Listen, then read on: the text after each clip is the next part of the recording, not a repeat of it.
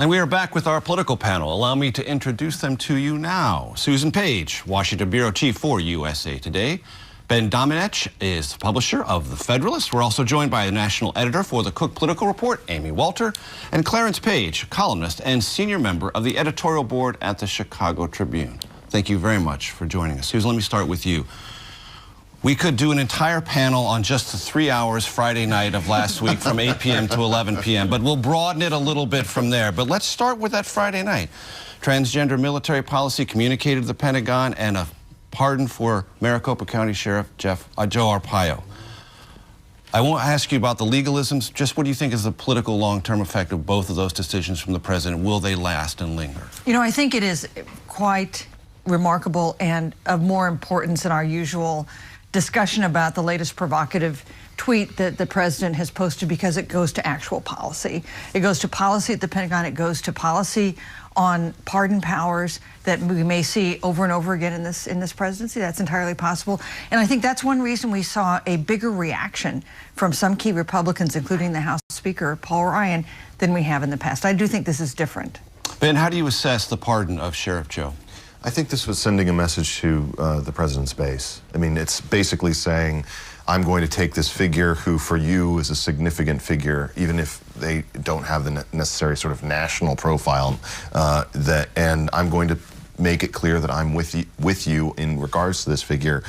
But what surprised me a little bit was the timing of this. I felt like the president might have kept this in his back pocket for a little bit longer and used it at some point in order to make up for some failure of a legislative argument within the context of the border wall or another issue that might have come forward in the coming months.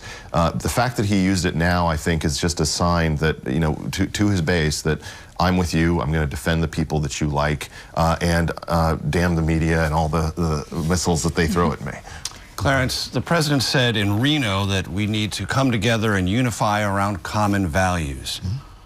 What do you think the Joe Arpaio pardon, when you combine it with the speech he gave before Reno in Phoenix, where he talked again about, he didn't mean to reopen the wounds, but many of those remarks were interpreted as reopening the wounds of Charlottesville. How do you think the pardon of Joe Arpaio, someone who was with then-citizen Trump and the birther movement, right, and then was defying a federal court order about racial profiling, how does that play? How does that influence the credibility of what the president was talking about in Reno? Well, this is what we're calling starting to call a Tuesday-Thursday move. The president was reasonable this week on Monday and Wednesday, a model of reasonableness and leadership and unity, and then was a model of disunity as far as Tuesday and Thursday were concerned. He said the same thing the night of his election. It's time to bring the country together and all.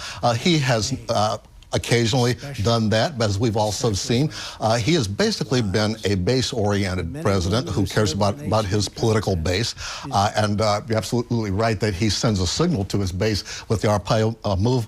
But back in Chicago, we'd say this is a good example of gangsta politics. He's sending a signal to anybody who might want to snitch on him or testify against him that, hey, I'm going to protect you. I'm going to watch out for my people. I am loyal to my people, and I'll pardon Joe Arpaio. I will pardon other people if I want to do it. And the Republicans give good lip service to opposing him, but they care about their agenda too. They need him too much right now, and so he's getting away with it at this point. And the question is, how long will he get away with it? Are you suggesting that among the most interested parties Friday night was Mike Flynn? I think he would be one of them, and there are others out there. But we just don't know. That's why you have investigations, to find out what's really going on. President Trump right now has gotten in the way of that investigation in a way that really echoes what James Comey says he was told, you know, that, hey, I care about loyalty, et cetera, et cetera. So it's not looking good for the president in the long run right now. Amy, let's talk about the legislative agenda, such as it is. There's some important basic governing tasks that need to be accomplished in the month of September: raising the debt ceiling, funding the government to avoid a shutdown.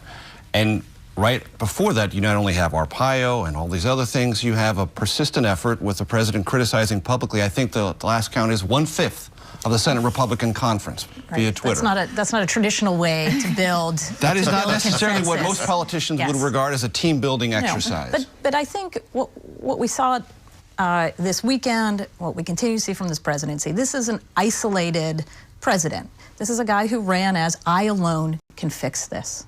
But it is a lot easier to campaign as I alone. And it was a message, I think, that resonated with a lot of folks who were frustrated about the dysfunction in Washington, frustrated about institutions that they felt had let them down. Looked at the Trump bio and thought maybe it's possible. That's right. He's a business guy who's been able to create things. He can come in with a fresh perspective and shake up Washington. Well, he's been able to do that.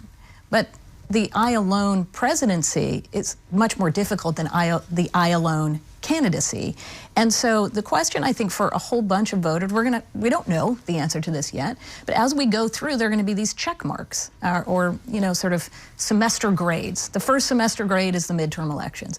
Our voters, do they believe that this system has worked for them? Do they believe that this way of doing business, yes, it's different, yes, it's norm busting, yes, it's chaotic, but it's actually resulting in something that they like to see?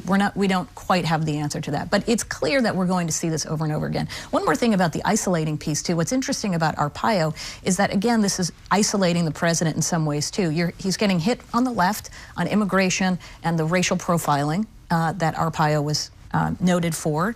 And so that is where the left is hitting him. On the right, it's the idea of the president thumbing his nose at the Constitution, right?